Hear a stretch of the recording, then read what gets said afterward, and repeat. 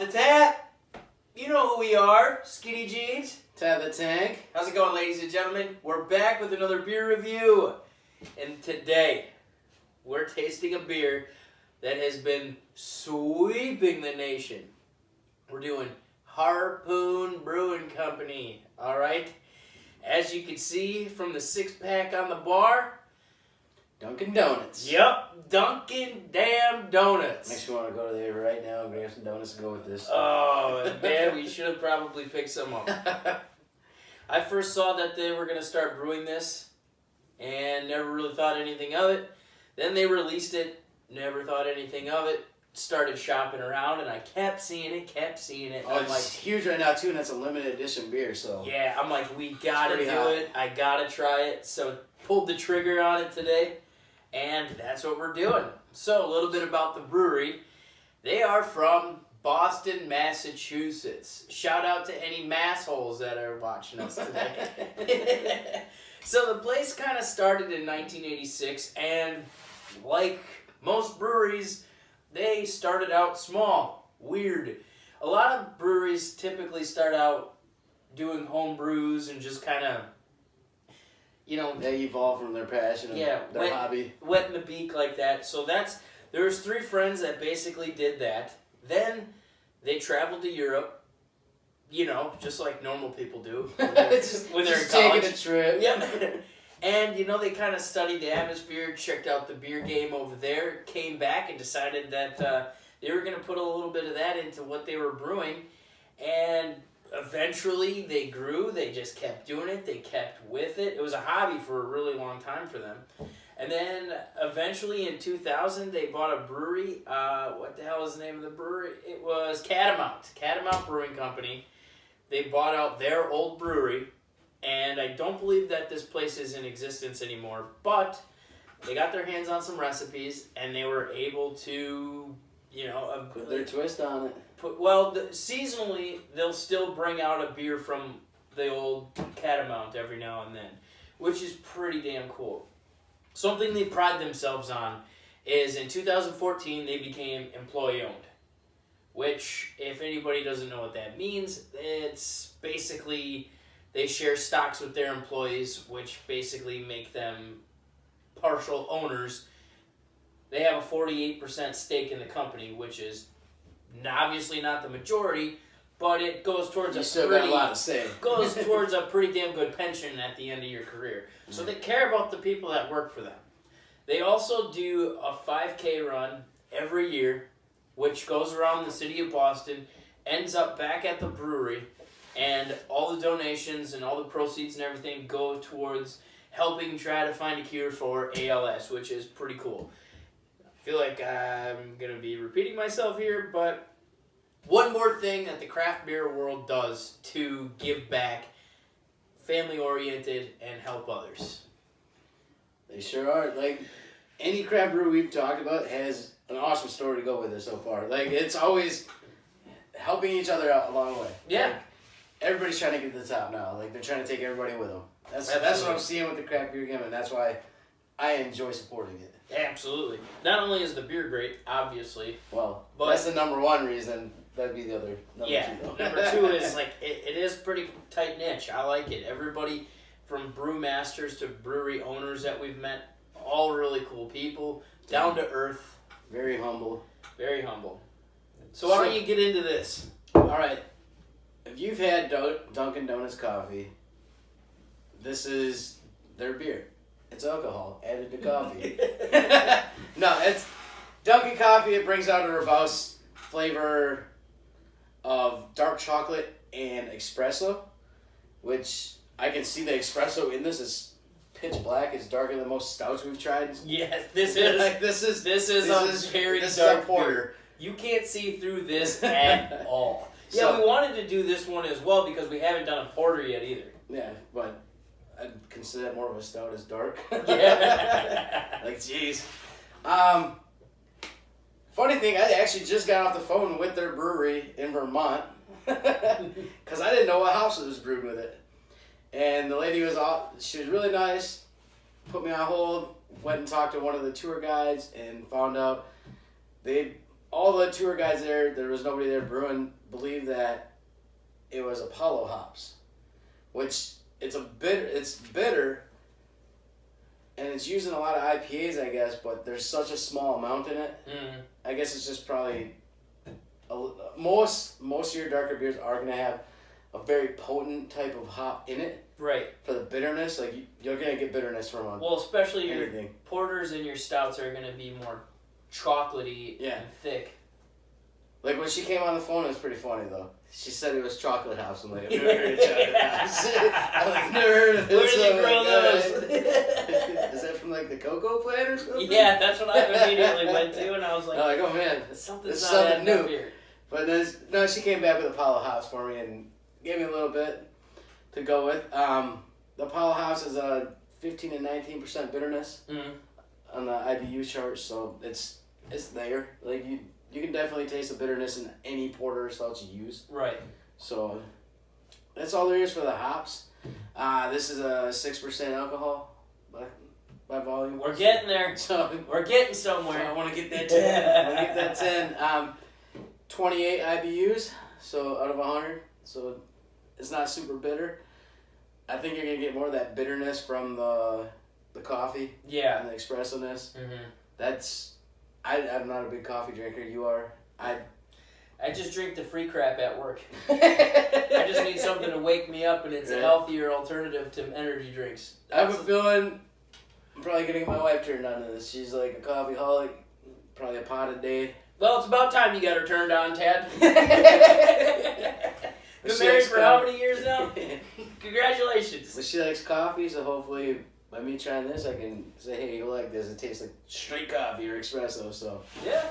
Let's get our review going so we can get to this tasting. All right, you guys already know we do appearance, smell, taste, mouthfeel, and then an overall. So, appearance. This is appearance of looks a like porter. molasses. It should be dark, but you should still be able to see a little bit through it. That light should shine through. Yeah, it should shine through the light. Obviously, if you can see here, it doesn't. I can't even see my hand on the other side of the glass, so that's dark. I'm gonna have to rate it kind of low. I mean, it's still supposed to be dark.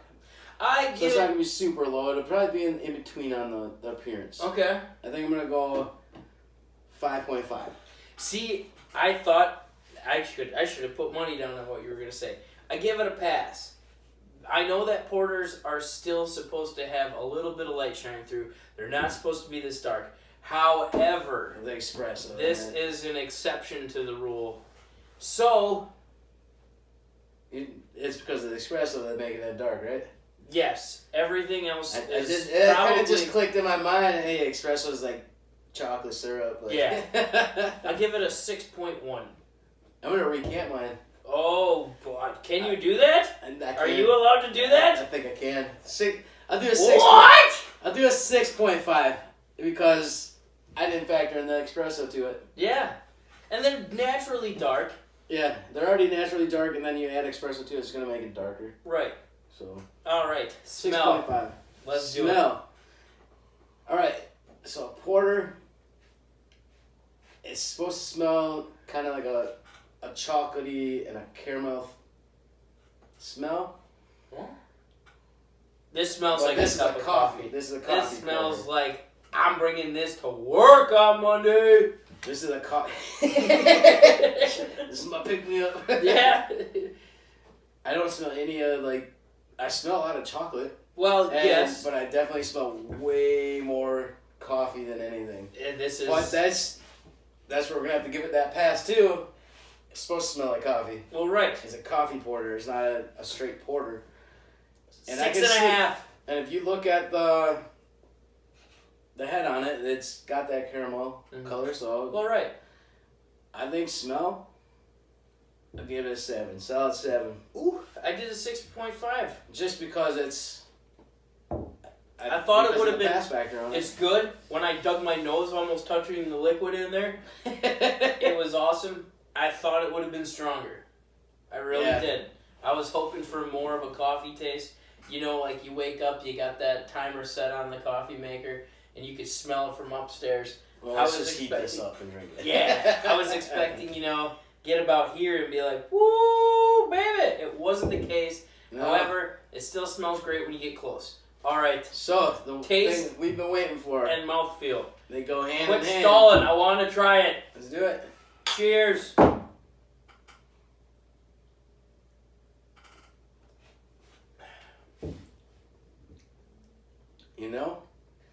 It's not as bittery as I thought it would be.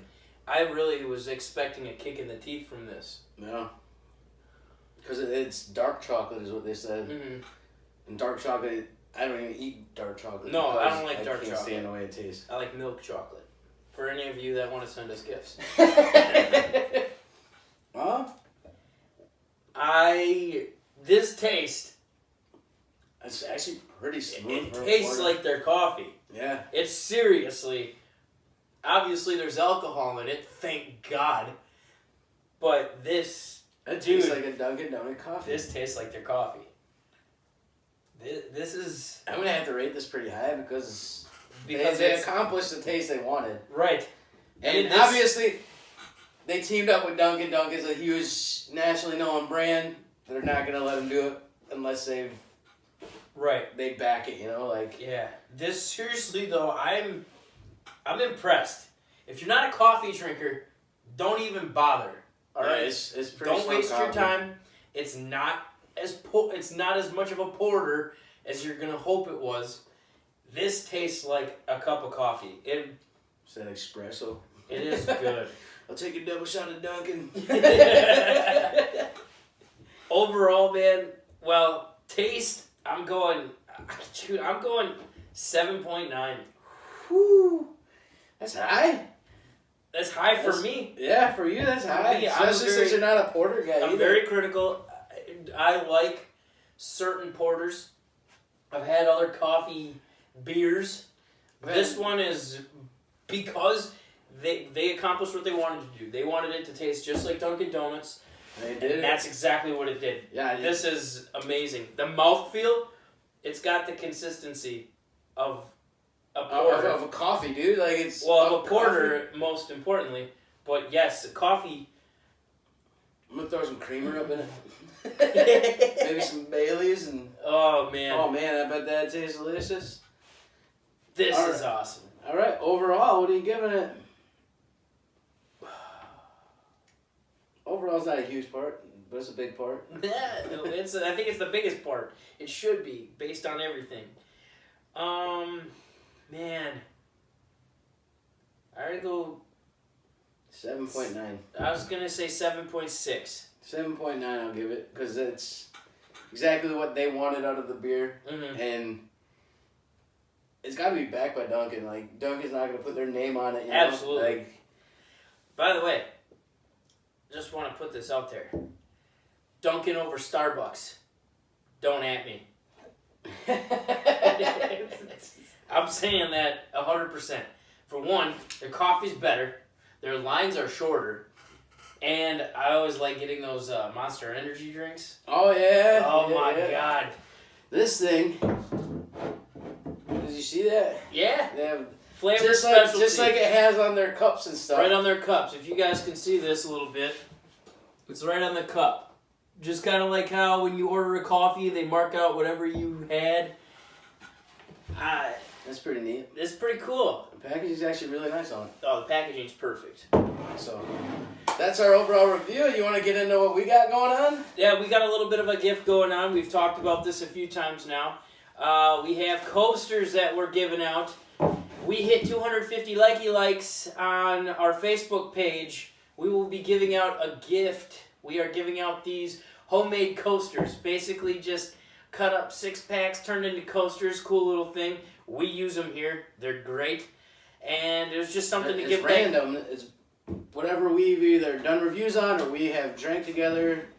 We drink a lot, so there's a lot of different variety. Yeah, it's going to be a mystery pack. Who knows what's going to be in there. Just a little something to give back to you guys for sharing, following, liking our page, and enjoying what we do. But we'd like to keep doing this. The more likes that we get on our page, the more people that follow us, the bigger that we'll get, the more stuff we're going to give out. So, That's about all we got. Pretty much. Go like, subscribe. You want to go over our social media? YouTube, pretty plain and simple, Off the Tap. Same with our Facebook page, Off the Tap. Instagram, follow us. Lots and lots of cool pictures on there. We do a lot of cool stuff. We've had a lot of great interaction with some breweries that we've already talked to. That is going to be Off the Tap GB 2018. And our email, that's very important. If you guys want us to do a video, rate a beer, anything that's out right now, anything that we can get in our area, we're in Wisconsin, we will do it. If we get a request, we'll make that a priority because we're beer drinkers of the people. Yeah, if you email us, that's the best way. It's linked to my personal email as well. So I reply probably within minutes of seeing the notification. So that's going to be Off the Tap GB 2018 at gmail.com. Now, signing off, I'm Skinny Jeans. I'm Tap the Tag. Cheers.